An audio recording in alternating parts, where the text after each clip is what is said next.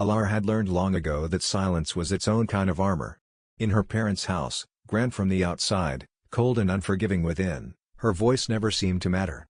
Expectations pressed down on her like iron, and any small mistake invited sharp words, harsh punishments, or weeks of being ignored as if she were invisible. She had grown up believing her dreams were burdens, her thoughts were unworthy, and her heart was something to keep hidden. But something inside her began to crack the night she overheard her parents discussing plans for her future. Not dreams, not education, not a life she might choose for herself. Instead, they talked as if she were a problem to be managed, a responsibility they wished to pass off. The realization struck deep: if she didn't leave now, she might never have a chance to choose anything of her own. So she waited until the house grew still, until the grandfather clock in the hallway struck midnight, each chime echoing like a countdown. Her hands trembled as she packed a small satchel, a loaf of stale bread, a worn sweater, a flask of water, and the only thing she truly cared about, a folded paper of wildflowers she had pressed as a child, when she used to believe the world held beauty meant for her too. The back door creaked softly when she opened it. For a moment she froze, convinced someone would come storming down the hallway demanding to know where she was going. But the silence held. The cold night air brushed against her skin like an invitation. She slipped into the darkness, her boots crunching over frost-hardened grass. She didn't have a destination, only a direction. Away. Away from the walls that had caged her. Away from the voices that never softened.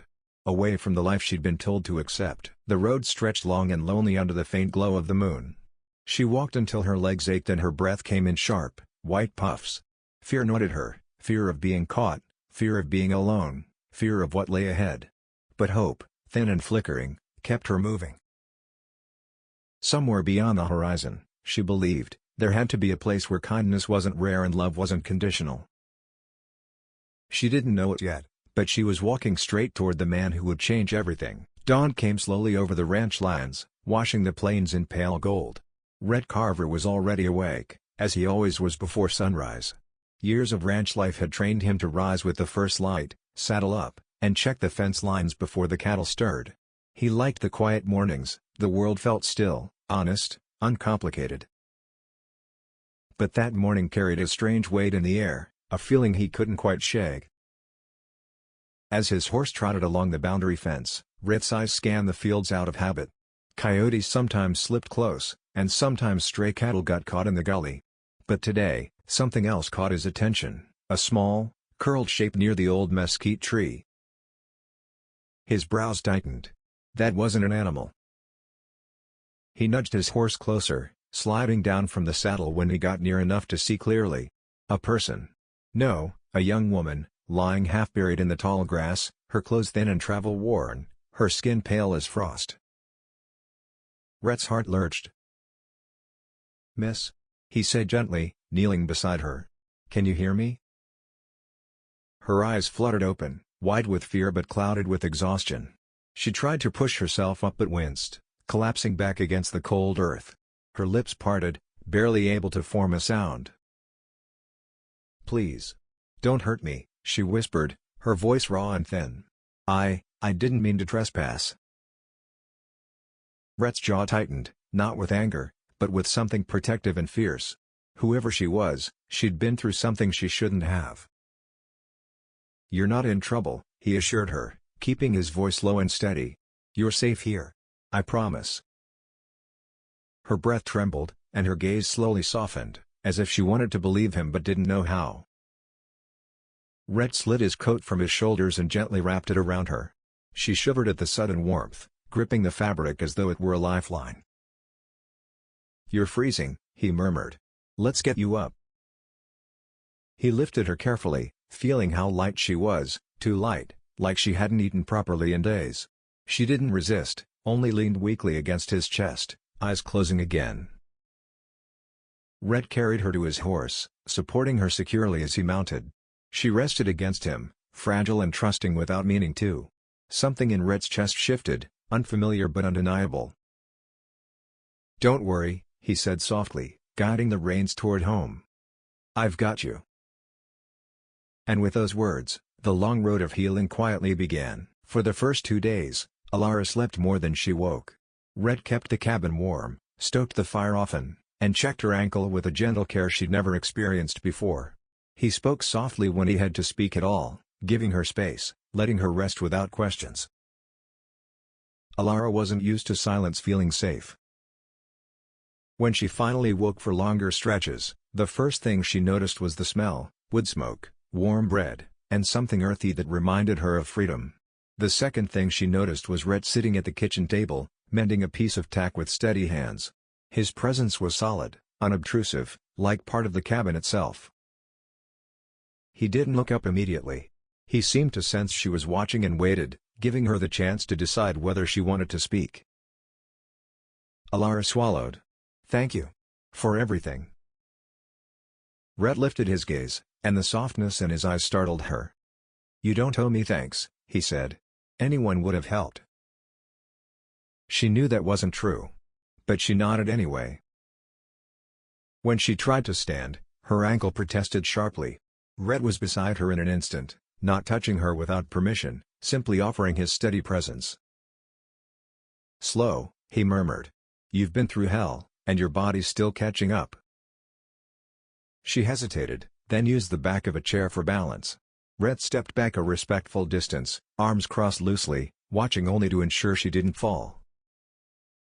That small act, giving her space instead of control, broke something inside her and rebuilt it at the same time. Over the next few days, she explored the cabin little by little. She memorized the creak of the wooden floors, the warmth of the sunlit window, and the gentle rhythm of Rhett's daily chores. He cooked simple meals, always making sure she ate enough. He mentioned she could stay as long as she needed. He didn't ask where she'd come from or why she'd been running. He let her tell her story in her own time. Sometimes she caught him watching her, not with suspicion or pity, but with a quiet protectiveness that made her chest ache. She wasn't sure how to accept kindness without waiting for it to disappear.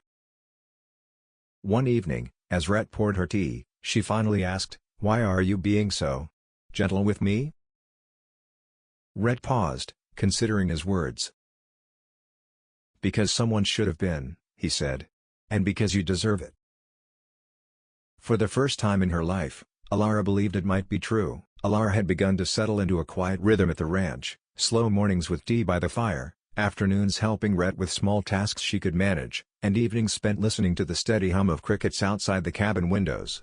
The ranch felt peaceful in a way her old life never had. It wasn't just the land, it was the man who lived on it. Rhett never pushed, never demanded, never cornered her with questions. He simply made the ranch a place where she could breathe again. But peace, she learned, had a way of drawing shadows back to the surface. It started with a letter. Rhett found it tucked into the ranch mailbox after riding into town for supplies. His jaw tightened when he saw the unfamiliar handwriting and the elegant seal pressed into the envelope. When he returned to the cabin, he placed the letter on the table in front of Alara. "Someone's looking for you," he said quietly. Her fingers trembled as she picked it up. The seal alone made her stomach twist, her family's crest. She didn't open it. She didn't need to. Just seeing it made the memories press down on her shoulders like old chains. "They know I'm alive," she whispered. Rhett pulled out a chair and sat across from her, not reaching for her, not crowding her, just grounding her with his steady presence. "That doesn't mean they get to take you back." "That's what they'll want," she said, voice cracking. "They'll twist things, make me look ungrateful or unstable. They always do." Rhett exhaled through his nose, slow and controlled. She had seen him calm spirited horses and protect newborn calves with those same steady breaths. Now he used that same strength for her. "Alara," he said, leaning forward, "no one owns you. Not them. Not anyone." Tears burned her eyes, not fear this time, but the shock of hearing words she had never been told. He reached for her hand but stopped an inch away, waiting. She placed her fingers over his on her own. "What do I do?" she asked. "We go into town," Rhett said firmly. "We speak to Sheriff Turner. We get papers filed, whatever you need to be safe. I'll stand with you the whole way." Her past had returned, but she wasn't facing it alone this time. For the first time, Alara felt strong enough to confront what she had run from, because Rhett wasn't just protecting her. He was helping her reclaim her life. The next morning, the air was crisp with the scent of pine and early sunlight stretching across the ranch hills. Alara stood by the porch railing, gripping the wood as the breeze lifted her hair. Today wasn't just another day. Today, she would decide her future, not out of fear, but out of strength. Rhett saddled 2 horses, his movements steady and deliberate. He didn't rush her, didn't push, he simply prepared the way, like he always did. When he walked toward her, reins in hand, she met his eyes and felt something inside her settle. "You ready?" he asked gently. She nodded. "Yes. I don't want to run anymore." They rode into town side by side. Alara kept her back straight, her chin lifted, not because she wasn't afraid, but because she finally believed she had the right to stand tall. Rhett rode close, not shielding her, but supporting her presence with his own. It made all the difference.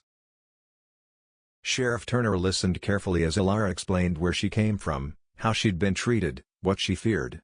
His face hardened with quiet anger, but his voice stayed calm. "You're safe here. We'll make sure of it." He helped her file the necessary papers, an official report of mistreatment, a protection order, and documentation affirming her right to remain where she chose. The final signature felt like a weight sliding off her chest. When she set the pen down, her hands shook, but not from weakness. Rhett rested a hand on the back of her chair. "Proud of you," he murmured.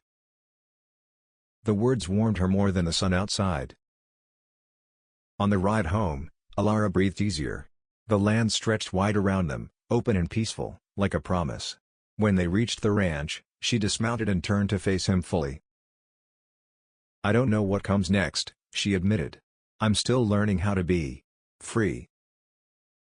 Rhett tucked his thumbs into his belt, studying her with quiet sincerity. "You take your time. Heal how you need. I'm not asking anything of you." Alara stepped forward, heart pounding with a new kind of courage.